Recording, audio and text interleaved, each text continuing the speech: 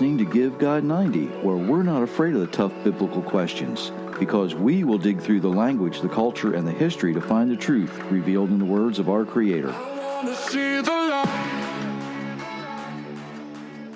Well, hello, everyone. Thank you for letting me spend some time with you. I am sort of supervised today. Myra's got some things going on, so she's getting ready to do that. And, well, you know, life goes on, right? We had a wonderful, wonderful time with Dr. Sean Greener yesterday on his show, True Word Faith for Life. Hopefully you will check that out. I will leave a link to that in wherever I can. You know, depending on where you're at and what's going on, where you're listening, I'll leave it in chat. I'll leave it on the YouTube podcast as well.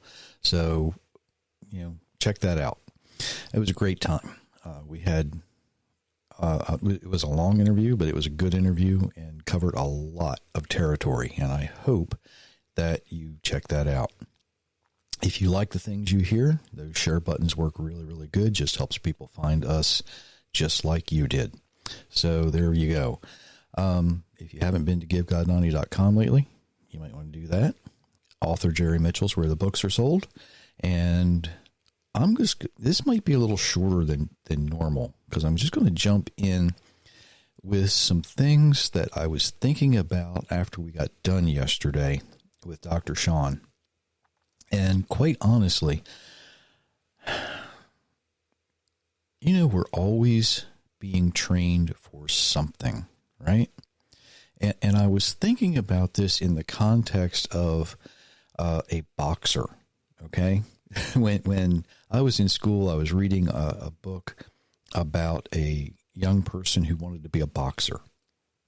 And the more I thought about it, and just kind of bear with me on this just a little bit.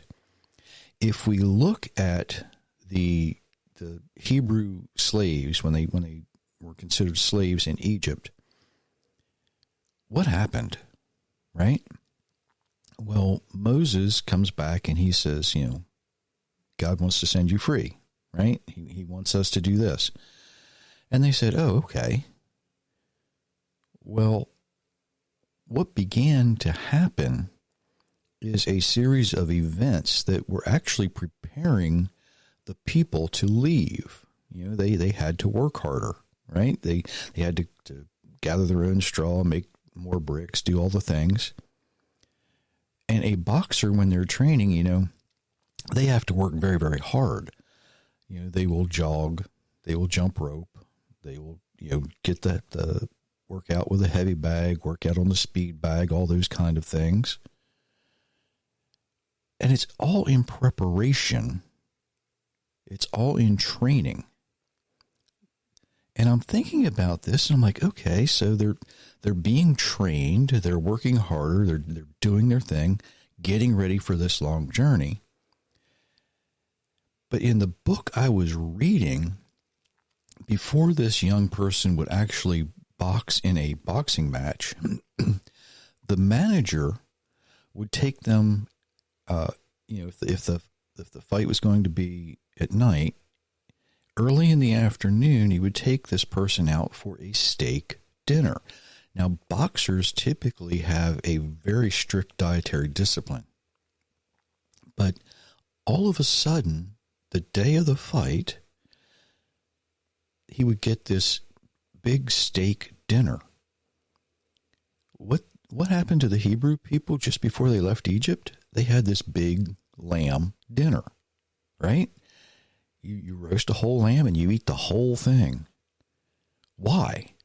Well, the answer to that question is protein. You would, you know, build up on the protein. Of course, they were not eating risen bread, so their carbohydrates were different. But they had this huge amount of protein preparing them for this long walk that they were about to take. Right? They were on a hike. Let's just face it. They were on this long hike. And part of the time they were scared. Part of the time they were complaining. Part of the time they were wondering what was going on. You think about a boxer in a ring. Sometimes you've got to be prepared. You've got to be doing the dance. You got to be figuring out what your opponent's doing. Everything that the mixed multitude was doing when they were coming out of Egypt is the same emotion, the same general principles as a boxer in a ring. And the more I thought about this, it's like training is important. We're all being trained for something. As our Creator was training the exiles, or not the exiles, but the mixed multitude to come out of Egypt, he was preparing them. A boxer, when they're training, whether it's their dietary discipline, whether it's their workout, whatever they do, they're in training. So who are you allowing to be your trainer? Think about that.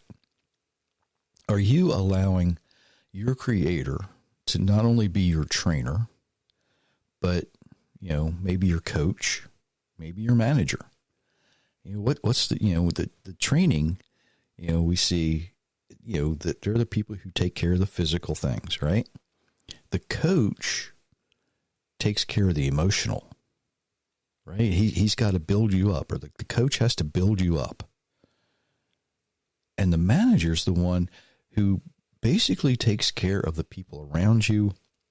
They set things up, they do things, but they also take care of a little bit of your spiritual, right? Because making sure that the people around you are holding you up, not allowing you to be drawn down. That's important. And when we think about our lives being in training, is your Creator your trainer? Is he taking care of you physically? Are you listening to him? Are you doing the things that your trainer wants you to do? What about your coach? If your Creator is your coach, are they taking care of your emotional needs? Are you allowing are you doing the things, I should say, that your Creator would have you do emotionally so that you are in a good emotional state? As a manager, are you allowing him to choose the people you associate with? Are they building you up? Now, conversely to that, if you're not, following the advice of your Creator as a trainer, whose advice are you following? Are you maybe eating the things you shouldn't be eating? Are you working too hard? Are you not working enough? Your coach takes care of your emotional needs. So are you being in that good place? Are you following his instructions to be in that good place? And as a manager, are you associating with the right people, or are you associating with people who are dragging you down, constantly putting you down? And I'm not talking about, the family ragging, the family teasing, the family, I had 3 older brothers, right? I know what it's like to have people always saying, hey, you're just too little, right? You can't do this. You're not old enough. You can't do that. You're not old enough. That's not who you want to be associated with outside of that parameter, outside of that venue. So you've got to have these people who encourage you not to sin, but to do the right thing in the eyes of the Almighty. And if you don't allow your Creator to be your trainer, your coach, your manager, who are you allowing? Well, if it's not the Almighty himself, it's somebody else, right? So who are you listening to? We're all being trained for something. And I'm not sure how old you are listening to this. You might be 90 years old saying, well, I'm certainly not ready to train to fight. No, you're probably not, but that's okay, because even at an advanced age, you can still train for your future. Uh-oh. What am I saying? What am I saying? Even at an advanced age, you can train for your eternity. How you do that is, it's going to be different for everyone, right? Maybe you're not at an advanced age. Maybe you're injured. Maybe you're sick. Maybe you have, I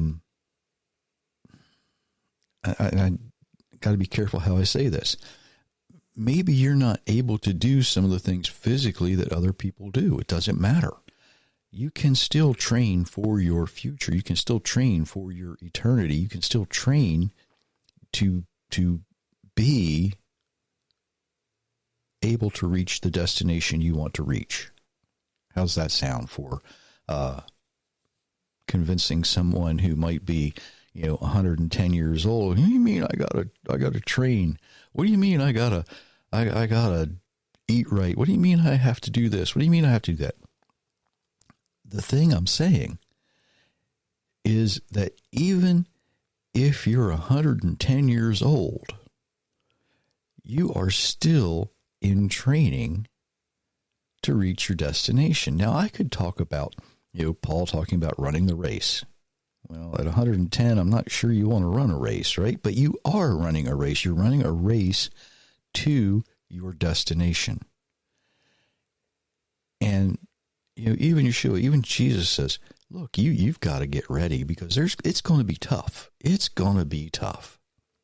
And it is. I had the opportunity to speak to a lot of people nearing the end of their earthly life. And many, many, many of them, yeah, I'm ready. Well, are you really? Are you really? I know a lot of people who say, in their younger years, I'll stand up for Jesus. I'll do this. I'll do that. And I'm just going to lay it out here the way I learned it. When push comes to shove, right? When, as we used to say, when the tailgate drops, right?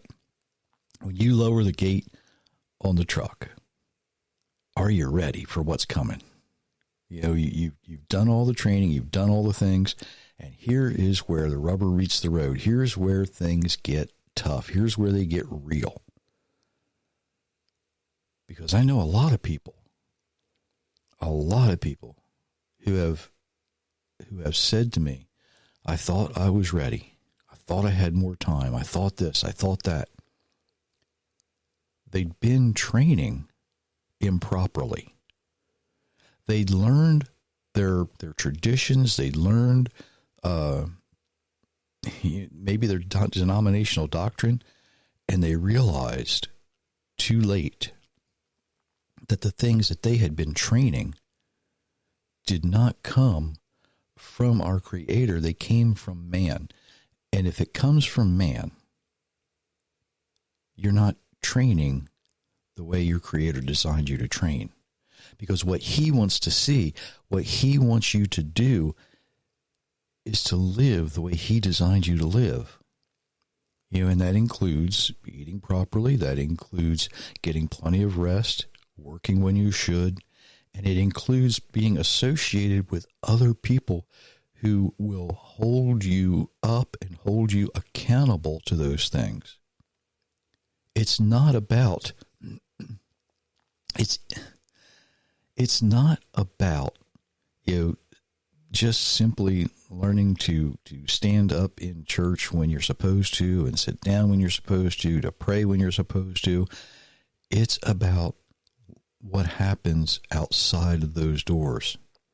It's about what happens and what you do every day, every minute.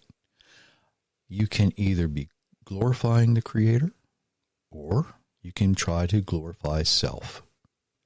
Yeshua Jesus said, if I try to glorify myself, it's worthless. it's meaningless. It doesn't have any value. But if I glorify the Almighty, then it has value. Then it's real. Then it's something tangible. It turns into something tangible. It turns into the future that I desire, or hopefully you desire. So what we're doing when we're training, and it doesn't matter if you're 2, it doesn't matter if you're 10, it doesn't matter if you're 21, 40, 50, 110, it doesn't matter. You are constantly training. You're training your mind, you're training your body, and you're training your spirit. And that's what I want you to think about, especially this week as we go into this week of unleavened bread. What are you training for? What are you getting ready for? Are you training properly? Are you eating right? Are you exercising? Are you getting the rest? Are you associating with people that are really concerned about you? Not just your emotion, not just your spirit, not just the way you look, but they're concerned about you, who you really are, what makes you you. You know, you can call it soul, you can call it you describe it however you want to describe it, but what makes you you? When our Creator designed mankind and he breathed into Adam that breath of life and said, "This is who you are." Are you training you properly? You know, our physical bodies, they're going to end, right? Heaven knows I have abused mine severely over the years. I have been injured. I know what it's like to be sick. I know what it's like to feel pain. And a lot of people do. And quite honestly, yeah, I am sort of looking forward to that new body, right? That resurrected body when I don't have to hurt anymore. You know, at my age, I have aches and pains, and it kind of comes with age. Didn't realize that when I was 21, right? I don't think any of us do. But let's be real. Let's be real. At some point, this physical body you're in will give up. But that doesn't mean you don't take care of it while we have it. Looking forward to the new one? Yeah, I'm looking forward to it. I don't know. I have no idea what I'm going to look like. Doesn't matter to me. You know,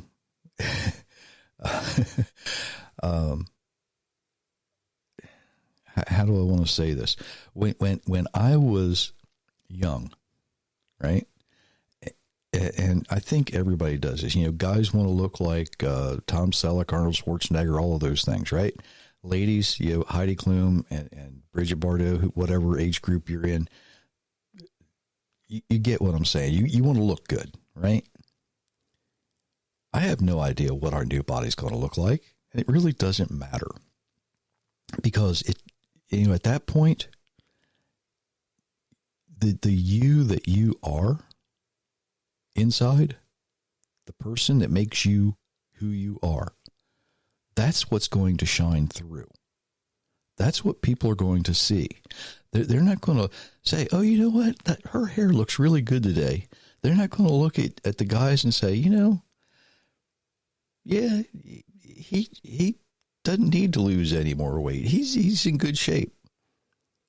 You know, if you're physically active in this body you have now, they're not going to look at you and say, "Yeah, he's a pretty good tennis player.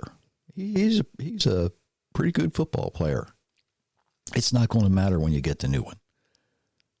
It really isn't, because it's going to be what is inside that shines through that resurrected body. That's what people are going to notice. They're going to notice, oh, that is a really good person right there. Look at that. I can see the compassion. I can see the love. I can see the things that we can't see when we look at our physical appearance today. That's why it's so important to train properly, to allow your Creator to be your trainer, to be your coach, to be your manager, so that you have what you need inside to shine later. I hope I explained that properly. I hope I explained it in a way that you understand it's what's inside that we have now that will shine through and come out in the future. That's why it's so important to train now. We have to be healthy, right? I shouldn't say we have to be. We should want to be healthy. We should want to be emotionally fit. We should want to be spiritually strong and fit. Because if we keep those things active, if we keep those things exercised, if we keep our emotions and our spirit and our body in the best condition we can now, that all goes to the attitude, the expression of our soul and our spirit that will come out when we get our new resurrected body. It's that simple. If you don't train properly now, those things are not going to shine as brightly as you might want them to. Hopefully I explained that properly. So, we're all training. We are all training for something. What are you training for? What do you expect? What are you looking for? Hopefully you're looking to spend an eternity on the new earth. You have an apartment made in that New Jerusalem just for you. So that when you walk out of that door, when you walk through those gates, the people around you are going to look at you and say, yes, there is somebody who trained. There is somebody who trained. I can see that they took care of themselves. I can see they were concerned. I can see the compassion. I can see the reflection of who they are, because they were made in the image of our Creator, and it shows. It shows in them. That's what we're training for. That's what we're training for. Our eternity, our future. How do you want people to see what's inside of you later? How do you want people to see what's inside of you tomorrow? How do you want them to see what's inside of you, now? That's why it's so important to train. We're all being trained by someone. Please think about that. And hopefully, you're going to make a wise choice and say, you know what? It's time to let my Creator be my trainer. It's time to let my Creator be my coach. It's time to let my Creator be my manager. Because my future is important. How others see me later is important. No matter how good you look today, it's not going to matter in 100 years. It's not going to matter in 1,000 years. But who you are inside will. Who you are inside will. Something to think about. And until Thursday, I do wish you Many, many blessings, everyone.